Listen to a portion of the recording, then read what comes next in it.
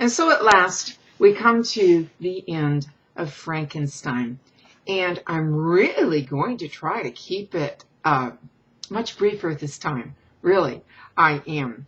There's just so much to talk about, and I'm leaving so much out. There is so much more that I could discuss. And again, if this class were solely devoted or dedicated to just this novel, we would look at many aspects in much greater depth, and I would bring up aspects on which I have barely touched so far. But I do want to continue on with some of the things that I have discussed before. And some of those things I have barely touched on, and we'll go into greater detail in this go-round. And one of those is the quest for knowledge. Now, I talked about the duality. The duality continues in the rest of the book, chapters 18 through the end. And especially when Victor talks about being a slave, and even when he refers to his creature as his demon, that it's spelled D-A-E-M-O-N, which is closer to the Greek spelling. If you have seen The Golden Compass or read those books, and I've not read the books even though I have them, and I've only seen the movie, their alter egos, the little animals, or I want to call them familiars, but they were called their daemons. And this is almost in essence, or it is in essence, what the creature has become to Frankenstein, his familiar or his daemon, his alter ego. So that continues on through the rest of the book as well. But before I talk about the knowledge and some of the other aspects, I want to talk about the connection between love, birth, and death. And back at the beginning of the of this module, I had questions about Mary Shelley. I talked about Mary Shelley, and then there was a discussion board discussion. Boy, that's redundant, isn't it? About whether or not Mary Shelley's life influences this novel.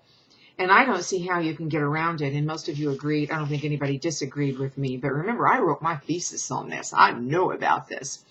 Mary Shelley's life most definitely does influence this book, and we see it in a variety of ways. And one is the connection between birth and death. Now, Victor's desire to create the creature comes out of his mother's death. And so you have creation coming from death, life coming from death. And then on the night that the creature is brought to life, Victor has the dream about seeing Elizabeth and embracing her, and as he does, she dies, and he is holding his mother in her death shroud with maggots and all sorts of nasty, nasty stuff. This theme also continues. Now, I do think that this is related to the fact that, number one, Mary Shelley was made an orphan when she was just 10 or 11 days old. And then not only was one of her children stillborn, but her other child, only one of her children lived to adulthood. And so there's all of those connections as well. Now, this might be stretching it a little bit too far, but also Shelley's, or I should say Mary's marriage to Percy only came about because of the death of his first wife, Harriet. Had she not drowned, I don't think that he would have ever divorced her. I think that he would have continued to live with Mary in illicit bliss, and who knows how their lives would have turned out at that point. But this association with life and death, and oh man, am I being repetitive, continues on. And in chapter 18, right at the beginning of the chapter, the father, Alphonse, approaches Victor and he says, hey, it's time for you to get married. And then he says, but you perhaps regard her as your sister without any wish that she might become your wife. And of course, to us, seeing Victor and Elizabeth raised in the same household as brother and sister, it does seem rather incestuous. But when you consider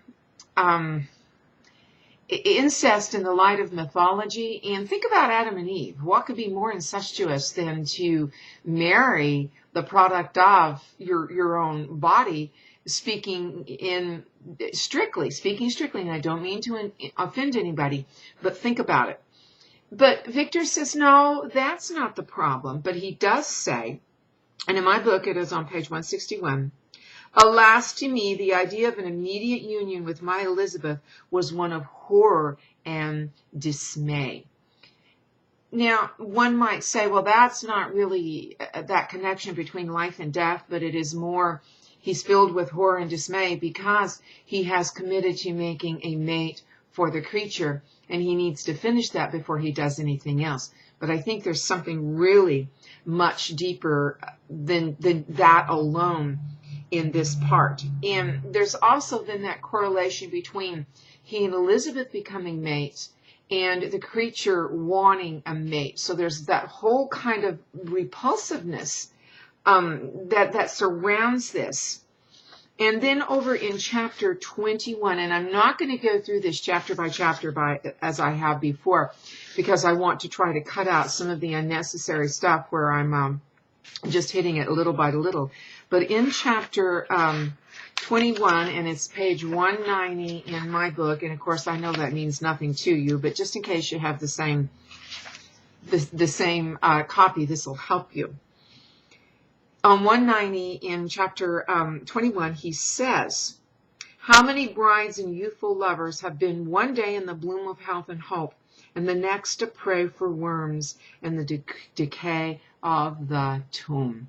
Again, you have that association between nuptials and romantic love and physical love, probably in particular, that keeps surfacing in all of these relations. And then in chapter 23, and yes, I know, bear with me, you have finally Elizabeth and Victor are married. And all along, Victor has been really on edge. He's been worried. And the reason why is because, and I'm not getting ahead of myself now because you should have already read this, when he did not go through with creating the creature's bride, the creature said to him, I will be with you on your wedding night. And Victor took it that the creature was going to kill him, Victor, on the wedding night. And I can't believe Victor, well, I can believe it because it's in the book, and this is one of Victor's short-sightedness. It's hard for me to understand why Victor didn't understand. The creature's not talking about killing Victor. He could have done that at any time. The creature is talking about, of course, killing Elizabeth, because he wants to do to Victor what Victor did to him. First of all, the creature is alone after Victor created him. He has no one. Then he asks for a mate. Victor says yes, and then changes his mind and destroys. He aborts his second offspring. So the creature wants for Victor to feel what he has felt, even though Victor keeps saying that he's alone and he's wretched, etc., etc., etc.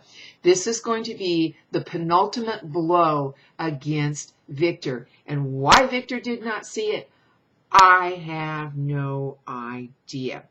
But at any rate, they are married, they are on their honeymoon, and Victor goes away and leaves Elizabeth alone. Now, this would not have forestalled the creature killing Elizabeth, but you would have thought that with everything going on, he wouldn't have left her alone, but he did. And then he hears her scream, and he runs back, and he says, great God, why did I not then expire? And again, this is in chapter 23. Victor has said this many times. He's asked this question many times. Why didn't I just die? And at some points, again, this is just my feeling. I'm like, well, why don't you? But of course, he doesn't until the end of the book. But he goes on to say, she was there, lifeless and inanimate, thrown across the bed, her head hanging down, and her pale and distorted features half covered by her hair. Everywhere I turn, I see the same figure, her bloodless arms and relaxed form flung by the murderer on its bridal bier.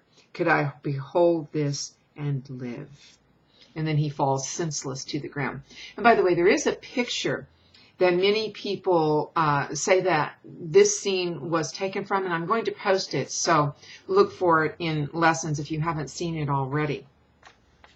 And then he wakes up, and there are people there having heard Elizabeth scream, and this is over on page 212, same chapter. He said, well, she was lying there, she had a handkerchief across her face, and he said, I might have supposed her asleep. I rushed towards her and embraced her with ardor. But the deadly languor and coldness of the limbs told me that what I held in my arms had ceased to be Elizabeth, whom I had loved and cherished. He has kept his distance from Elizabeth all this time in many ways. He loves Elizabeth. We never hear him say anything about being passionate about her. And then when she is dead, he embraces her with ardor, which is passion and great feeling. And it goes back to his dream, which of course was foreshadowing to this point. It is only in death that Victor seems to show any great emotion towards his beloved. So we have that connection of birth, death being combined, and not only love of a platonic kind, as was with Victor and Clerval, even though some have suggested that maybe something was going on between Victor and Clerval, but also physical love. Victor never experienced physical love with Elizabeth. So I want you to think about that and maybe draw some of your own conclusions about it.